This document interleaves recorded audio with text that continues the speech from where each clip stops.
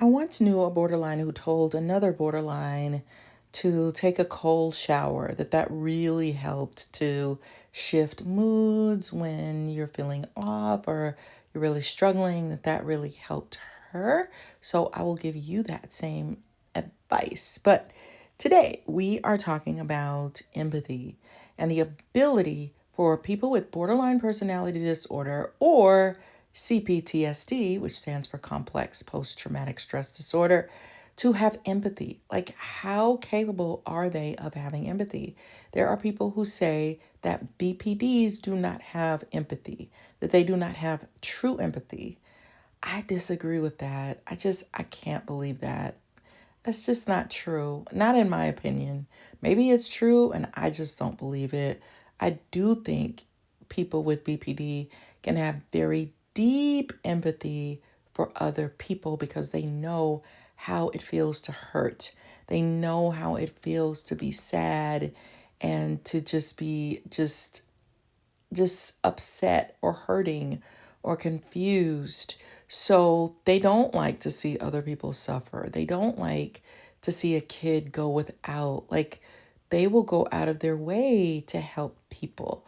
But I do think there are, if I were to say that one person had a more, I guess, structured, and that's probably not the best word, as far as empathy goes, I would give CPTSD a leg up on it because I don't think that they are mired with the level of how do you say it, frontal lobe wiring issues that somebody with BPD has. I think BPD is much harder to heal from. And not to say that CPTSD, that they have a hard time healing also, because they do, but it's just a different set of concepts. And I can't believe I'm saying this because it's taken me so long to understand CPTSD, but I'm going to explain what I mean a little bit better. Depending on a BPD's personality type or temperament, some of them can be more dominant and stronger minded than others. Some of them will be more docile, or some of them will even act out a lot more or be more erratic. And then there are other BPDs who are more stable and make a lot of sense to a lot of people. So, and can do very well in the work realm. So it really depends on how high functioning or low functioning they are. But even somebody with higher functioning BPD, they can get into, I'm going to call it a lane, they can get into lanes where, and it might be especially with the people that they're the closest to, where they're revved up, where they're showing their true BPD side, because they may be able to hide that from other people, but they get keyed up and they're not regulating their emotions.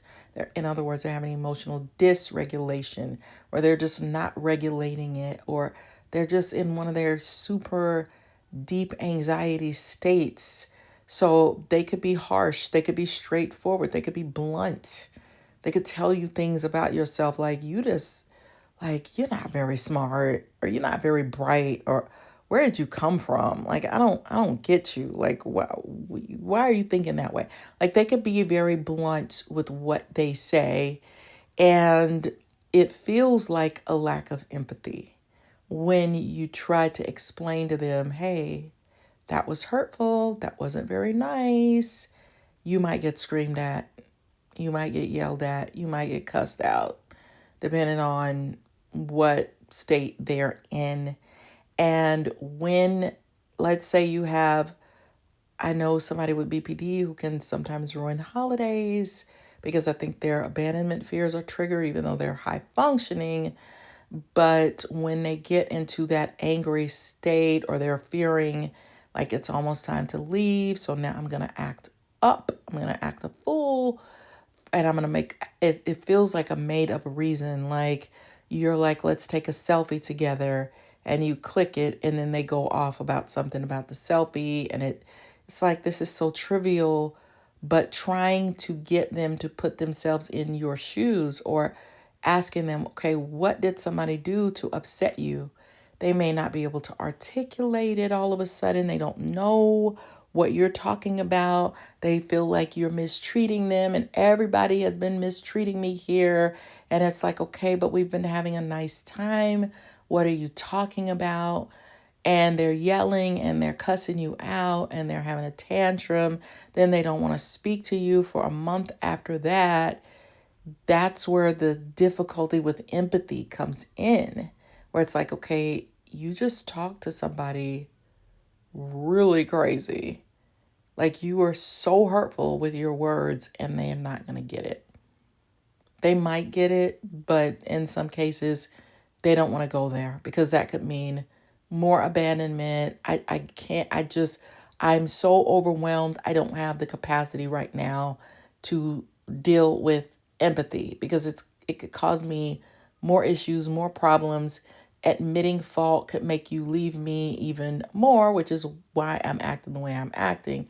So that's where, and I'm explaining it the best way that I can, where that lack of empathy can come in. Lack of empathy can come in if you're about to mess up their perceived whatever it is that they're trying to accomplish. And that's not to say that somebody with CPTSD never struggles with empathy, because there are times when they may not, where their point of view is skewed based on the trauma that they've gone through. They may see one person's side of the story and not the other, when both people have something that requires some sort of empathy. So they could be biased at times, but yeah, so empathy can manifest differently in individuals with complex post-traumatic stress disorder and borderline personality disorder, influenced by their unique emotional experiences and coping mechanisms. So individuals with CPTSD can have a hyper awareness. They may be highly attuned to the emotions and needs of others, stemming from a history of trauma that made them sensitive to potential threats or distress. Compassionate responses. Many individuals with CPTSD often feel a deep sense of compassion and a desire to help others, possibly as a way to cope with their own pain. And vulnerability to overwhelm. While they may be empathetic, their own emotional struggles may sometimes lead to feeling overwhelmed by others' emotions, making it challenging to maintain healthy boundaries. And how about individuals with BPD? Intense empathy. People with BPD often experience heightened emotional responses, which can lead to a strong sense of empathy. They may feel others' emotions intensely, leading to deep connections. Fear of abandonment. Their empathy can sometimes be clouded by their fears. For instance, they might prioritize others' feelings to avoid conflict or rejection, even at the expense of their own needs. Emotional dysregulation. Intense emotions can lead to fluctuations in empathy. They might feel deeply connected one moment and emotionally overwhelmed the next, impacting their ability to relate consistently to others. So, what are some common grounds? The desire for connection. Both groups often seek meaningful relationships and may empathize with others' struggles due to their own experiences. Potential for overwhelm. Both may struggle with feeling overwhelmed by their emotions, affecting their ability to engage empathetically at times. So, understanding these dynamics highlights the complexities of empathy in people with CPTSD and BPD, reflecting their unique emotional landscapes and relational challenges. So, this information I feel is helpful for somebody with BPD and CPTSD and somebody who is interacting with people with these two disorders. So BPD is not a narcissist. They can feel compassion for people, but they're sifting through a lot of junk. Both of these people are survivors. So in order to cope, they're sifting through a lot more junk than your average person. So I think we need to have empathy and compassion for them. And so the next time you feel like fighting with your family member because it's time to go and they're gonna act crazy or they're feeling triggered, instead of fighting with them, try pulling back and letting that go. Just let them get their junk out, let them fuss a little bit, because they are coping. Like their poor brains are having to work really hard for them to cope with things that the rest of us take for granted. So I'm not saying that you can't set boundaries and that you can't train them that, hey, look, I got feelings too. And what you're saying is super damaging to me. But you got to figure out when to say that and how to say it and at what moment. And sometimes when they're all riled up, it may not be the best opportunity because you know how your interaction is with that person and you're going to get into a huge fight and it may not be worth it. So choose your battles, choose when, and choose how to say it. And how to say it might require some trial and error. And what works one time may not work the next time. And that's, BPD and CPTSD impacts everyone, not just them, but the people who love and care about them. So check out my other videos on CPTSD and BPD because they're going to help you. And I'm not a status quo type of person. I'm not just giving you information from the DSM-5. I'm not doing that. I'm going with my intuition and my gut feeling if there are things that I feel can help. So, hey, beautiful people, thanks for watching. I'd love to hear your thoughts in the comments and what topics you want me to explore next. Your feedback means so much to me. Let's keep this adventure going. Don't break up with me.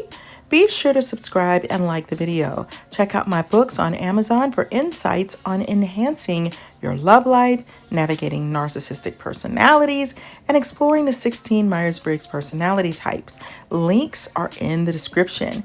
You're amazing, and I can't wait to see you on the next video.